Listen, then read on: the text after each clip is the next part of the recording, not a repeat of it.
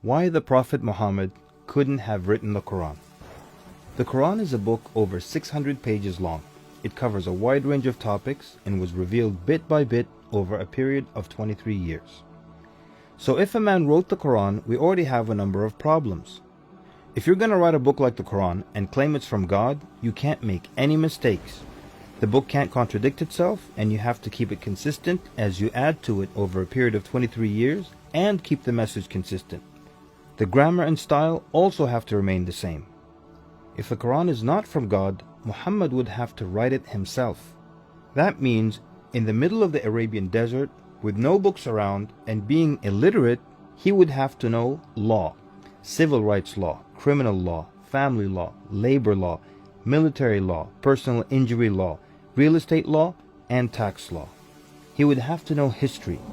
With little to no Christian presence in Mecca, he would have to know the stories and events in the lives of the prophets before him, the history of past nations, Judeo-Christian religious rulings, and he would have to know it well enough to somehow offer additional information and details not found in those books. He would have to know how to develop a nation, how to start a government, know about worship and purification, invent dietary laws, know psychology, about raising children, arbitration, distribution of wealth, finance, and business.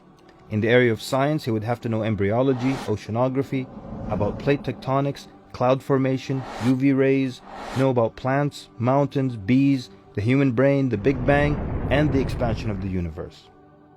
And in order to make the book complete, he would have to have knowledge of the future so he can write things that will happen in the years to come. He would have to be a time traveler in order to insert his name and mention in the Bible. If he's claiming that the book he wrote is from God, it must not have a single solution that doesn't work. He must also keep his emotions and personal life out of the book. The book should not reflect happy times nor sad times in his life. The writing should not become cheerful and optimistic, nor sad and gloomy as if a human wrote it. But when you read the Qur'an cover to cover, you can't sense when his wife died, when his daughters got married, when his grandchildren were born, when he was victorious, and when he was defeated.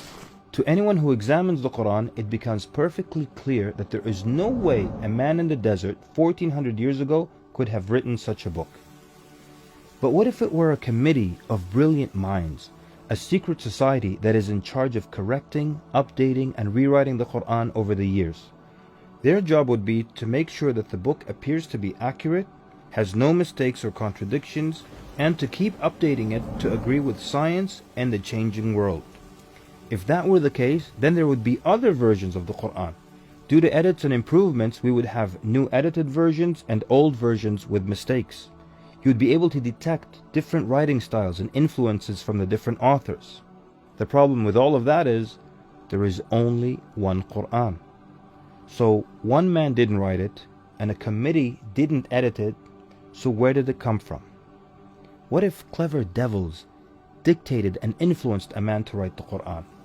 The question then would be, what kind of devil calls to good behavior, worshipping God, honoring Jesus, giving to the poor, and warns of the devil? Any way you analyze the Qur'an, you come to a clear conclusion. It could not have been written by a committee, a devil, nor the Prophet Muhammad.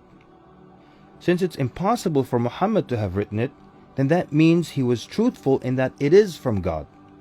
If it is from God, that means he was a genuine prophet. And if he's a genuine prophet, then his message should be heeded and obeyed.